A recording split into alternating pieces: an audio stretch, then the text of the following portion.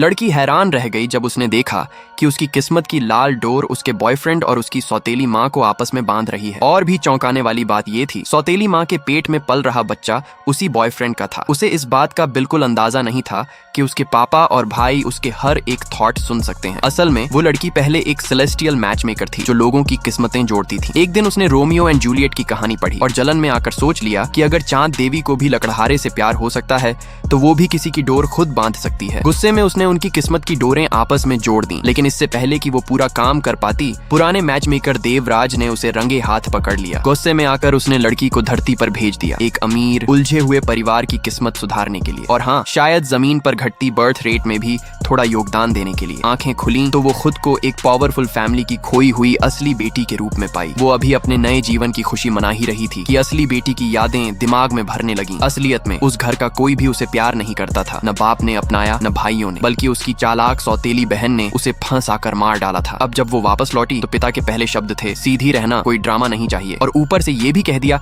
कि अपनी उसी सौतेली बहन के साथ अच्छा बर्ताव करो जिसने उसकी जिंदगी बर्बाद की थी। दिल में कड़वाहट भर गई। बचपन से माँ के बिना पली 19 साल अनाथालय में बिताए, और अब जब वो अपने असली घर लौटी तो सबके लिए बस एक वॉकिंग ब्लड बैंक बनकर रह गई थी। लेकिन तभी कुछ अजीब हुआ। उसके पिता ने उसकी तरफ देखा और अचानक उनके चेहरे का रंग उड़ गया। उन्हें एहसास हुआ कि वो उसकी हर एक सोच क्लियरली सुन सकते हैं। ये वही आदमी था जो तलाक के बाद लाइव स्ट्रीम पर फेमस हो गया था और अब अपनी पुरानी डांस क्लिप्स याद करके शर्मिंदा हो रहा था। घर पहुंचते ही वो अपनी बात छिपाने की कोशिश करता है। तभी सौतेली बहन दौड़ती हुई आई, मीठा चेहरा, झूठा प्यार, लेकिन लड़की ने उसे झटक दिया। उसे सब पता था, 5 साल से उन्हें मालूम था वो कहाँ है, फिर भी किसी ने उसे ढूंढने की कोशिश नहीं की। अब जब बड़ा भाई बीमार पड़ा तभी उन्हें याद आया कि उनकी असली बेटी भी कहीं है। उसकी सोच जो अब सबके कानों में गूंज चुकी थी ने पूरे घर को सन्न कर दिया। बड़ा भाई ठिठक गया क्योंकि लड़की ने मुंह से एक शब्द नहीं बोला था, फिर भी सबने उसकी आवाज साफ साफ सुन ली थी।